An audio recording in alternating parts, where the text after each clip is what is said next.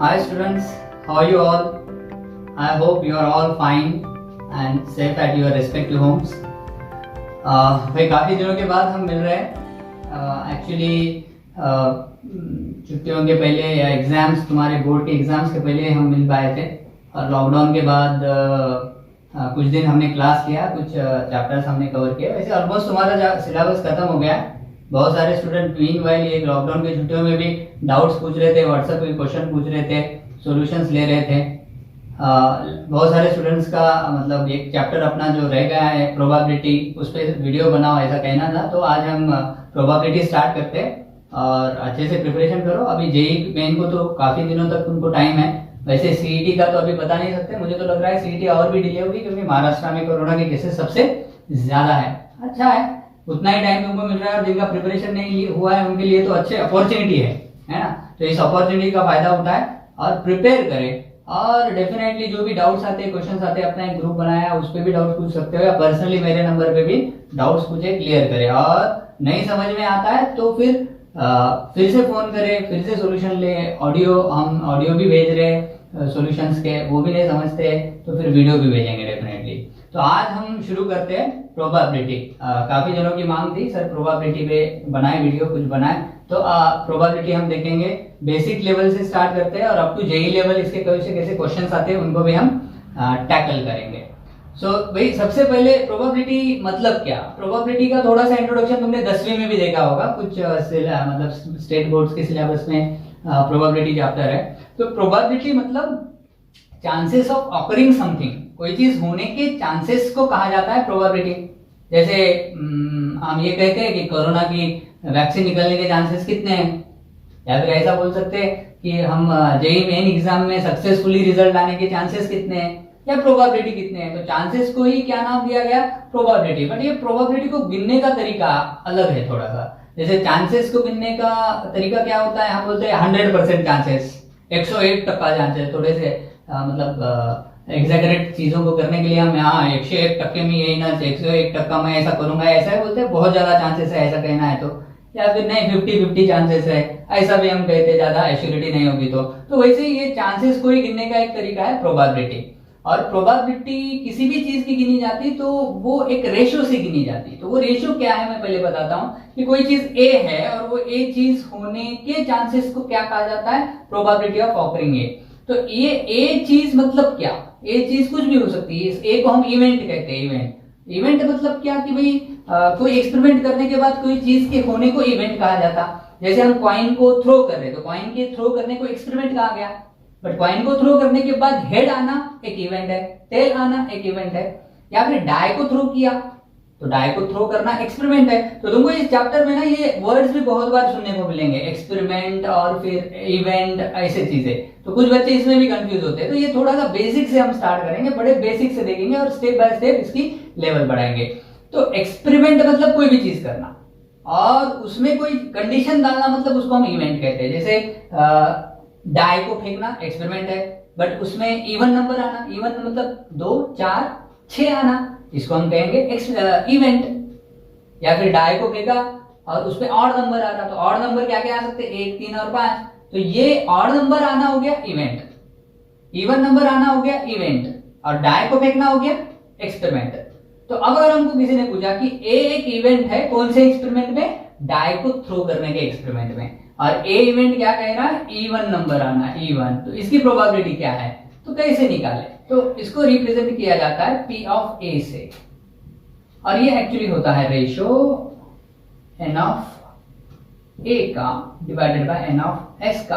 अब तुम यहाँ पे सोच रहे होंगे कि ये A क्या है और S क्या है, या N ऑफ A क्या है और S क्या है। तो एक्चुअली A मतलब इवन आना। तो इसमें अगर हम देखें तो इसमें क्या क्या आ सकता है, इवन।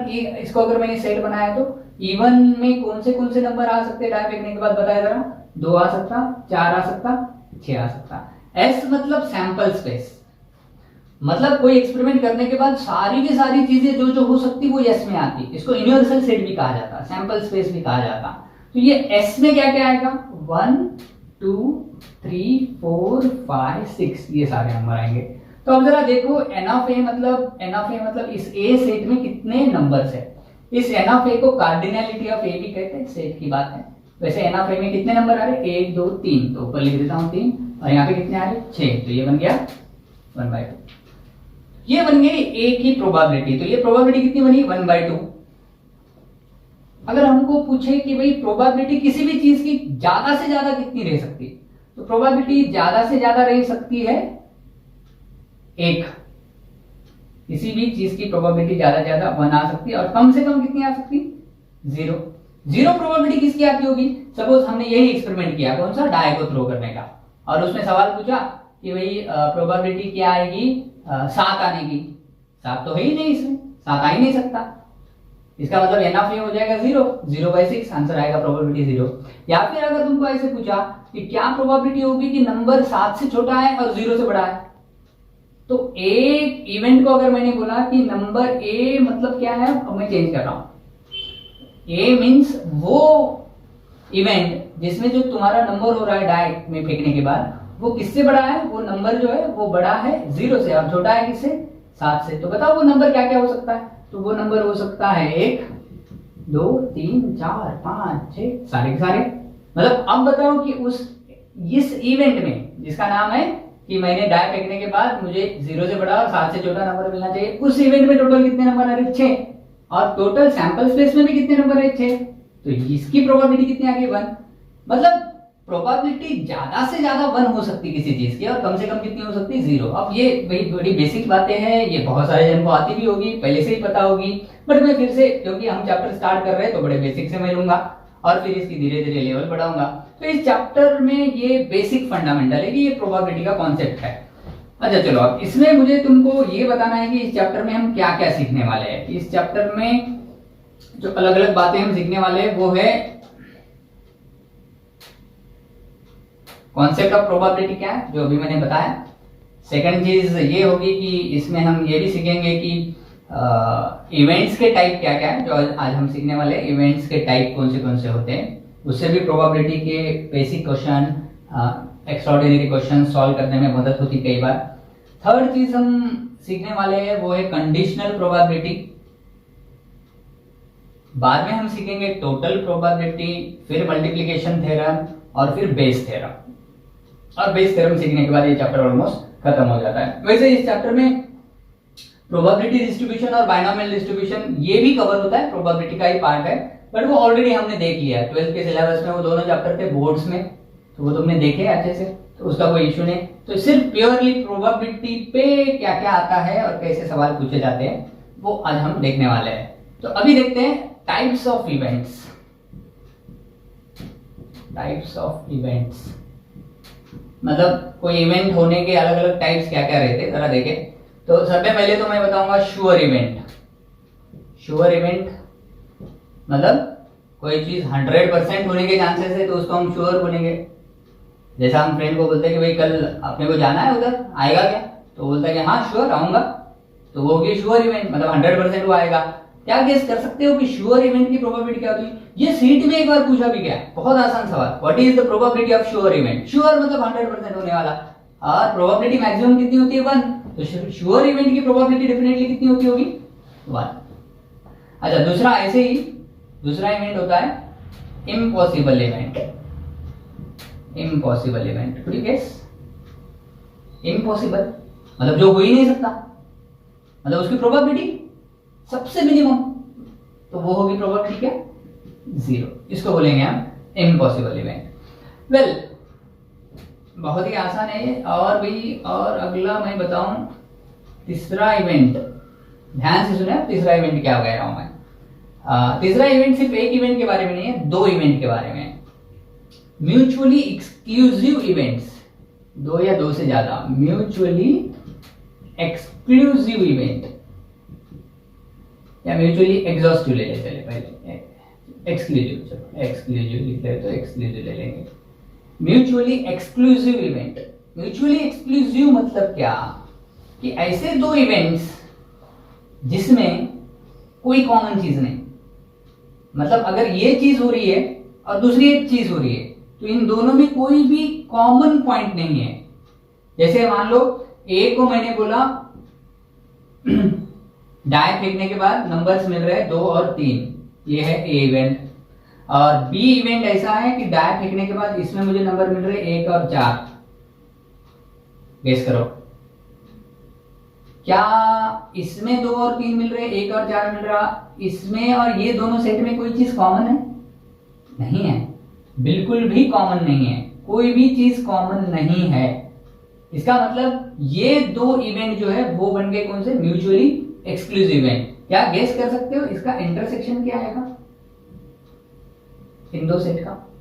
भाई कुछ चीज कॉमन नहीं है, मतलब इसका इंटरसेक्शन आएगा 5। और जब दो सेट या दो इवेंट म्यूचुअली एक्सक्लूसिव होते हैं, दोनों में कोई कॉमन नहीं होता है, इसका मतलब दोनों का इंटरसेक्शन नल सेट आता है।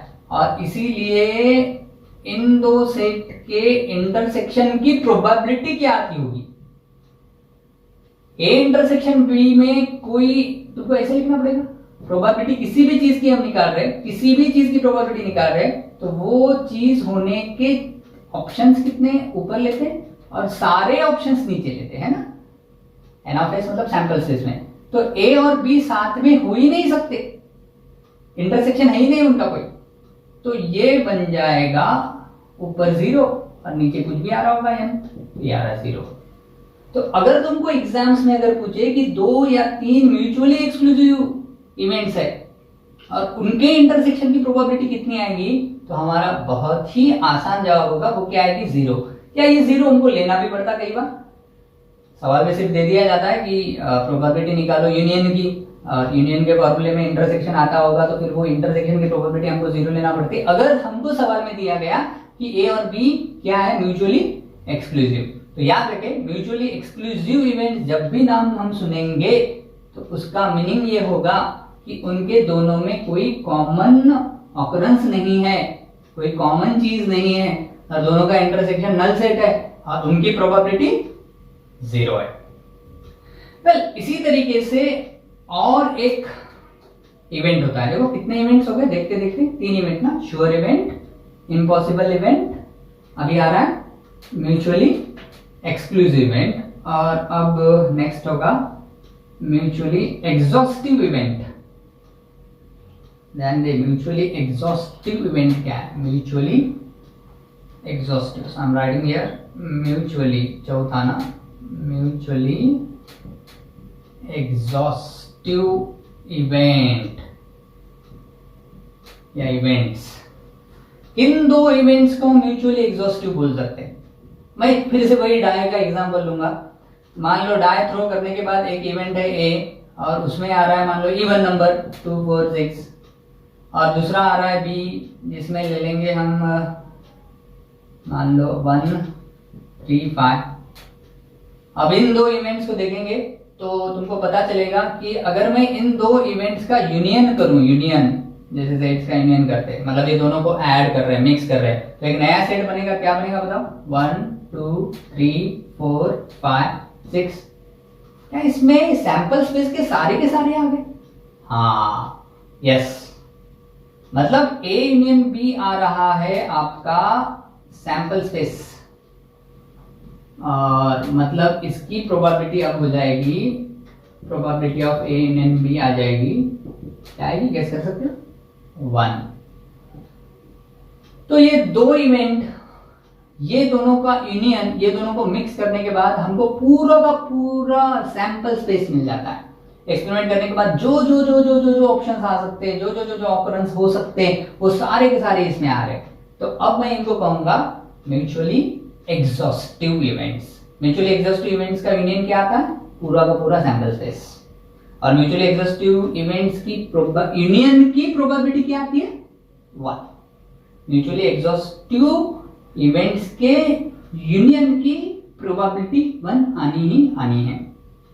ऐसे बेसिक सवाल भी कई बार एग्जामों में पूछे जाते हैं, और ये बेसिक सीखने के बाद ही बहुत बार हमको क्वेश्चंस को टैकल करने आता सही तरीके से।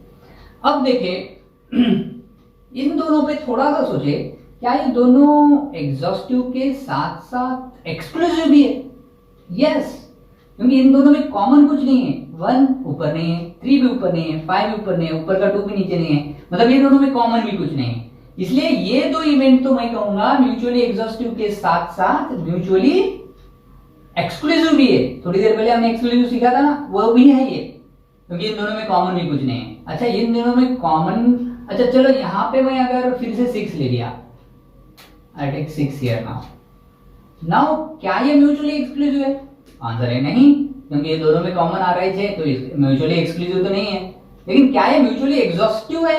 हाँ देखो दोनों को ऐड करो, 1 2 3 4 5 6, ओह 6 दो बार आ रहा, बट हम यूनियन में 2 बार आने वाला एक ही बार लिखते हैं, तो ये एग्जॉस्टिव तो है अभी भी, क्योंकि ये पूरा का पूरा सैंपल स्पेस दे रहे हैं। तो ये भी थोड़ा सा दिमाग में रखें परफेक्टली, क्योंकि आगे आने वाला Bayes theorem mutually exclusive exhaustive events के लिए अप्लाई किया जाता, वो हमको थोड़ा सा समझ में आना चाहिए। तो ये बेस समझा तो वो आगे का फंडामेंटल भी बेसिक थ्योरम्स के क्वेश्चंस भी हमको सॉल्व करने जमेंगे। तो भाई देखो 4 टाइप के इवेंट्स हमने सीखे अभी तक, कौन से बताओ?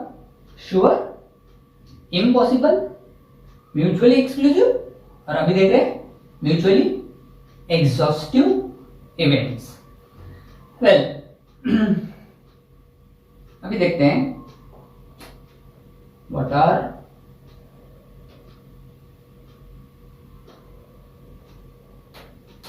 what is complement of complementary event।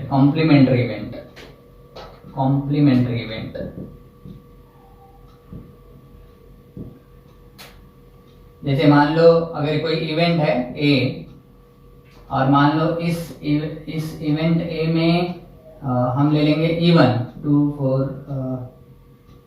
या 2 और 4 ही लेंगे, चलो ए में ले लिया 2 और 4। क्या है ये? डाई फेंकने के बाद हमको क्या क्या मिल सकता है? 2 या 4 मिल सकता है। इस इवेंट का नाम हमने क्या दिया? ए। तो भाई इसकी प्रोबेबिलिटी क्या आएगी जरा गेस करो। Probability of A, N of A है, इसमें 2 एलिमेंट है, N of A divided by N of S.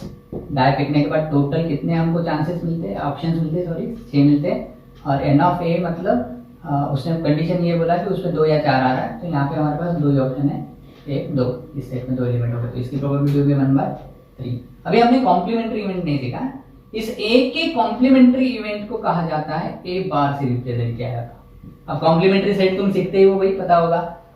ए कह रहा है कि 2 या 4 आना चाहिए डाई फेंकने के बाद, तो उसका कॉम्प्लीमेंट, उसका अपोजिट, ऐसा विरुद्धार्थी, उसका उल्टा क्या होगा? वो बोलेगा 2 और 4 नहीं आना चाहिए, फिर क्या आना चाहिए? फिर आना चाहिए 1 या 3, 4 भी नहीं, 5 6। तो इस एक कॉम्प्लीमेंट की प्रोबेबिलिटी क्या हो रही है जरा देखो, एन ऑफ एस, नीचे तो प्रोबेबिलिटी निकालते हो, नीचे तो टोटल ऑप्शंस लिखते हैं हम, N of S divided by ऊपर ले लेंगे एन ऑफ ए कॉम्प्लीमेंट। तो इसमें हमारे पास 4 ऑप्शंस आ रहे हैं, ऊपर लिख देता हूं 4, नीचे लिख रहा हूं 6, क्या ये 2/3 हो? अच्छा यहां से गेस करो, ये 1/3 और 2/3 इन दोनों की एडिशन कितनी आती है? 1/3 2/3 3/3 आती है क्या? 3/3 मतलब 1। मतलब एक बात बहुत क्लियरली हमको मिल रही है कॉम्प्लीमेंट्री इवेंट्स के बारे में, P of A plus P of A complement, इनकी एडिशन कितनी आ रही है? 1। इसका मतलब एक और चीज हम लिख सकते हैं कि किसी भी चीज के कॉम्प्लीमेंट की प्रोबेबिलिटी मतलब 1 माइनस उसकी खुद की प्रोबेबिलिटी, बिना कॉम्प्लीमेंट वाले की प्रोबेबिलिटी, ये कॉम्प्लीमेंट की प्रोबेबिलिटी। ये बहुत ही इंपॉर्टेंट चीज है, ये याद रखें। इसका फायदा क्या है कि अगर हमको कल को कोई पूछता है प्रोबेबिलिटी ऑफ समथिंग स्टार के कॉम्प्लीमेंट की प्रोबेबिलिटी, तो हम इसको लिख देंगे 1 माइनस प्रोबेबिलिटी ऑफ स्टार। अभी स्टार की जगह कुछ भी हो सकता है, राइट? अच्छा तो ये हुआ कॉम्प्लीमेंट्री इवेंट। अच्छा ये थोड़ा सा रिकॉर्डेड वीडियोस और ये ऑनलाइन क्लास की एक खास बात ये भी होती है कि अगर कोई पॉइंट तुमको नहीं समझता है तो तुम पॉज करते हो, पॉज करके देख सकते हो, रिपीटली देख सकते हो, तो थोड़ा वो एक अच्छी बात है इनकी। Around the way I feel that कि क्लासरूम कोचिंग का जो एम्बियंस रहता है उसका जो इफेक्ट आता है वो तो एक अलग ही बात होती है, उसमें अंडरस्टैंडिंग काफी अच्छी होती है। बट उसमें हम टीचर को थोड़ी बोल सकते हैं था अजून एकदा सांगा। हाँ तो भाई इसमें पॉज करके भी देख सकते हैं, मैं कह रहा था। अब और एक बात ये सीखी है हमको कि और एक टाइप के इवेंट्स होते हैं। टोटल के कौन से इवेंट्स सीखे हमने? श्योर इवेंट, एक पॉसिबल इवेंट, म्यूचुअली एक्सक्लूसिव मतलब कोई कॉमन नहीं, म्यूचुअली एक्सक्लूसिव मतलब सब मिला के सैंपल स्पेस बनता है, और म्यूचुअली एक्सक्लूसिव का यूनियन का प्रोबेबिलिटी बनाता है, म्यूचुअली एक्सक्लूसिव का इंटरसेक्शन का प्रोबेबिलिटी बनाता है, म्यूचुअली एक्सक्लूसिव का यूनियन का प्रोबेबिलिटी 1 आता है। म्यूचुअली एक्सक्लूसिव का इंटरसेक्शन का प्रोबेबिलिटी 1 नहीं, सॉरी क्या आता है, 0 आता है। हाँ ध्यान दें, इनको पक्का दिमाग में रखें। और फिर हमने देखा था कॉम्प्लीमेंट्री इवेंट। अब देखेंगे बहुत ज़्यादा इंपॉर्टेंट, वो है independent events. Independent events, independent events मतलब क्या? इंडिपेंडेंट इवेंट्स मतलब इसकी डेफिनेशन ऐसी है कि if occurrence of one of the event does not depend upon the occurrence of another event then such two events are called as the independent events. मतलब मान लो मैं 2 कॉइन फेंक रहा हूँ, अगर मान लो इस कॉइन को फेंकने के बाद इस पे हेड आया, तो दूसरे कॉइन पे हेड आने की प्रोबेबिलिटी कितनी होगी? तो दूसरे कॉइन पे हेड आने की प्रोबेबिलिटी, ऑफ कोर्स सेकंड वाली कॉइन को मैं बी बोल रहा हूँ, तो पी ऑफ बी आएगा 1/2। अच्छा, पहली कॉइन फेंकता और उस पे टेल आता, तब भी दूसरे कॉइन पे हेड आने की प्रोबेबिलिटी क्या होती है? 1/2। मतलब पहले कॉइन जाए बाहर में, उसमें कुछ भी आने दो, दूसरे कॉइन पे हेड आने की प्रोबेबिलिटी क्या है? 1/2 ही है। दूसरे कॉइन पे हेड आने की प्रोबेबिलिटी 1/2 है। मतलब दूसरे कॉइन की प्रोबेबिलिटी पहले कॉइन के प्रोबेबिलिटी पे डिपेंड नहीं करती। पहले कॉइन कुछ भी होने दो, दूसरी कॉइन अपने अपने तरीके से चलेगी। तो ऐसे 2 इवेंट्स को क्या कहा जाता है? Independent event. अब कई बार एक्सपेरिमेंटली एनालाइज करना बहुत मुश्किल जाता है, इंडिपेंडेंट इवेंट है या नहीं है, तो वो कैसे चेक करते हैं? तो इंडिपेंडेंट इवेंट्स की कंडीशन क्या होती है? तो इंडिपेंडेंट इवेंट की कंडीशन निकालने के लिए क्या करना होता है? ए इंटरसेक्शन बी की प्रोबेबिलिटी निकाले। हमको प्रॉब्लम में शायद दी जाएगी या हम निकाल पाएंगे। ए की प्रोबेबिलिटी निकाले और फिर बी की भी प्रोबेबिलिटी निकाले। हम प्रोबेबिलिटी जैसे निकालते हैं वैसे, और ये 2 प्रोबेबिलिटी का प्रोडक्ट अगर इसके इतना आ रहा है तो समझ जाओ कि ये 2 इवेंट कौन से इवेंट है? इंडिपेंडेंट इवेंट है। अगर इन दोनों का प्रोडक्ट इसके इतना नहीं आता है तो ये 2 इवेंट इंडिपेंडेंट नहीं होते, फिर वो डिपेंडेंट होते हैं। ये एक बात हमेशा याद रखें, इससे भी बहुत सारे प्रॉब्लम सॉल्व होते हैं। ये कंडीशन ऐसे क्यों आई, ये ऐसी क्यों बनी, इसको हम आगे देखेंगे कंडीशनल प्रोबेबिलिटी देखने के बाद।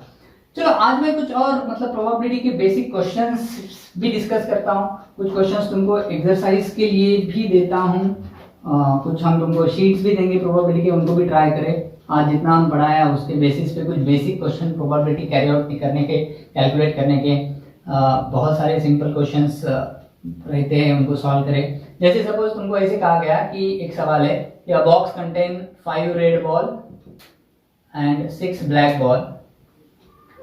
देन सवाल पूछा कि what is the probability that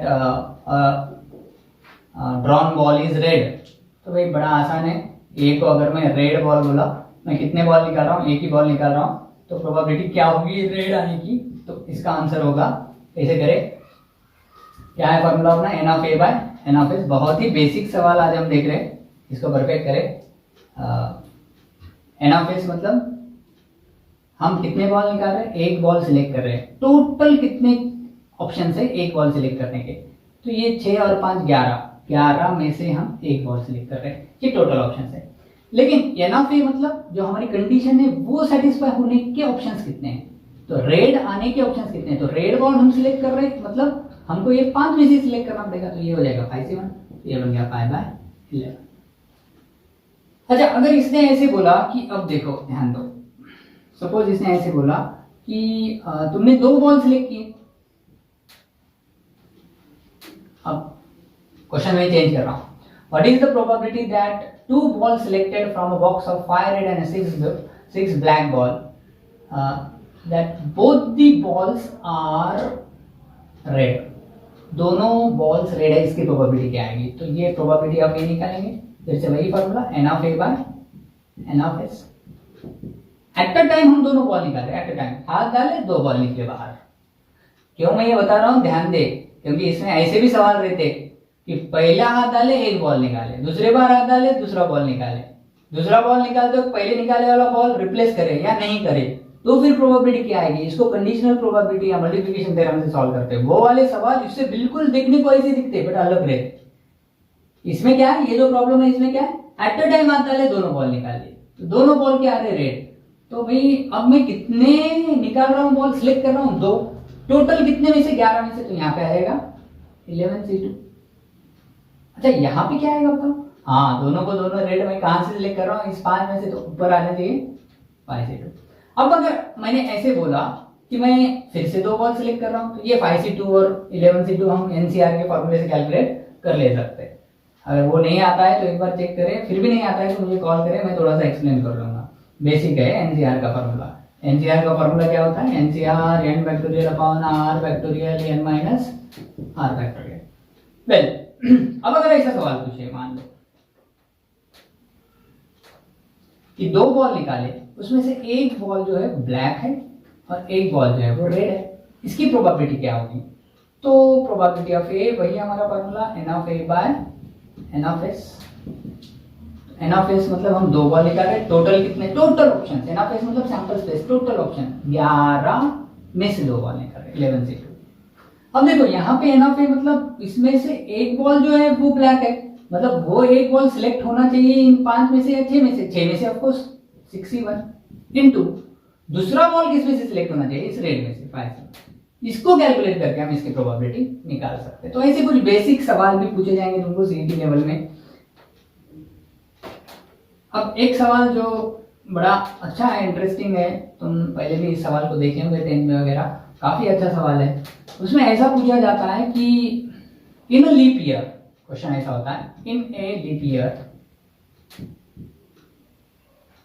what is the probability that such a leap year will have 53 Saturdays। Leap year में 53 सैटरडेज आने की प्रोबेबिलिटी क्या होगी? यार अब कैसे सॉल्व करें? देखो, नॉन लीप ईयर मतलब क्या? ऐसा साल जो लीप नहीं है, मतलब उसके फरवरी में 28 डेज है।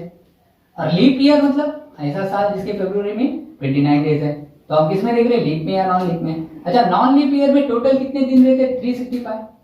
लीप ईयर में कितने होंगे? फरवरी में एक दिन बढ़ गया तो कितने होंगे? 366। तो नॉन लीप को मैं कट करता हूं, लीप की बात कर रहे हैं। अच्छा, एक वीक में एक बार संडे आता है, एक बार मंडे आता है, एक बार ट्यूसडे आता है, एक बार आते हैं। 2 वीक में सब 2-2 बार आएंगे। एक वीक में 7 दिन रहते हैं, तो ये 366 डेज मतलब कितने वीक सारे जरा देखते हैं। 366/7 कर देंगे क्योंकि एक वीक 7 दिन का होता है। तो इसको अगर सॉल्व करें तो मुझे आंसर मिलेगा 7 5 35, 1 बच रहा है, 7 2 40, तो 52 वीक्स आ रहे हैं। बट फिर भी रिमाइंडर कितना बच रहा है? 2, मतलब 2 दिन बच रहा है। इसका मतलब ये है कि 52 वीक्स आ रहे, मतलब संडे 52 बार आ रहा, मंडे 52 बार आ रहा, थर्सडे 52 बार, हर कोई 52 बार आ रहा है। और ये बचे वाले जो 2 दिन है, उसमें जो 2 दिन आ रहे, मान लो उसमें अगर सैटरडे आया तो सैटरडे कितनी बार आ जाएगा? 53 बार। सवाल ने क्या पूछा कि सैटरडे कितनी बार आ रहा है, तो सैटरडे 53 टाइम्स कब आएगा? ये बचे वाले 2 दिन में सैटरडे आ रहा था, क्योंकि 52 वीक्स तो टोटल आने ही है, बचे वाले 2 दिन में जो आ रहा है वो 53 टाइम्स आ जाएगा। इसका मतलब बचे वाले 2 दिन में सैटरडे आना चाहिए। तो in a leap year Saturday 53 times आने की प्रोबेबिलिटी क्या होगी? कैसे निकाले? तो भाई बचे वाले 2 दिन में सैटरडे आ रहा, तो फिर प्रोबेबिलिटी मिल जाएगी हमको। कैसे मिलेगी देखते हैं। N of A by N of S. तो तुमको अब क्या करने हैं?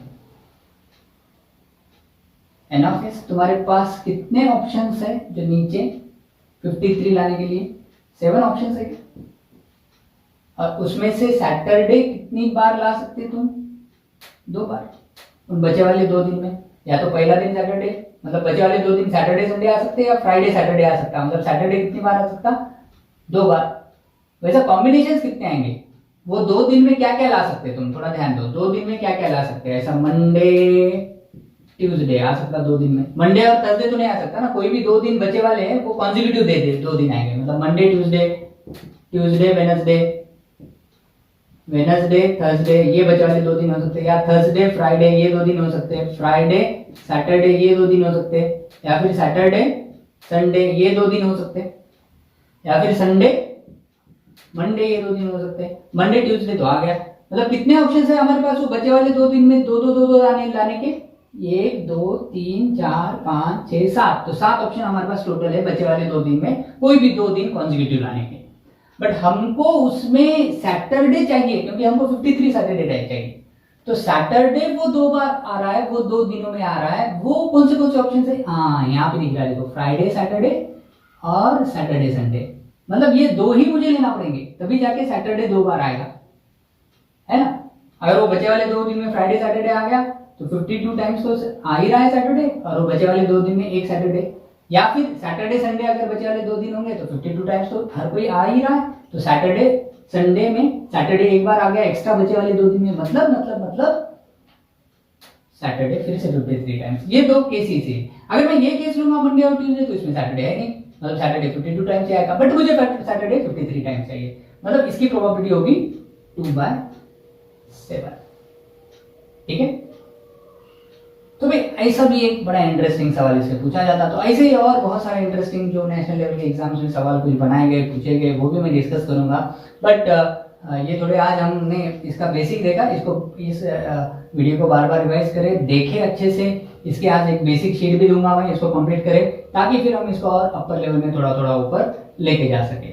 तो भाई आज यहाँ पे हम स्टॉप करते हैं। सो डिटेल में देखें वीडियो, और आज एक प्रैक्टिस शीट भी तुमको दी जाएगी इस पे, या तुम्हारे पास जो भी बेसिक लेवल प्रोबेबिलिटी के क्वेश्चन है जितना हमने सीखा उस पे के क्वेश्चन कंप्लीट करें। शीट देता हूँ उसमें से भी कंप्लीट करें, और फिर आगे का एक वीडियो और दूंगा मैं, 1-2-4 वीडियो बनाएंगे प्रोबेबिलिटी पे, तो प्रोबेबिलिटी अच्छे से परफेक्ट करेंगे, क्योंकि हमको अभी काफी टाइम है, 26 जुलाई तक, और सीटी तो उससे आगे जाएगी ऐसा लग रहा है।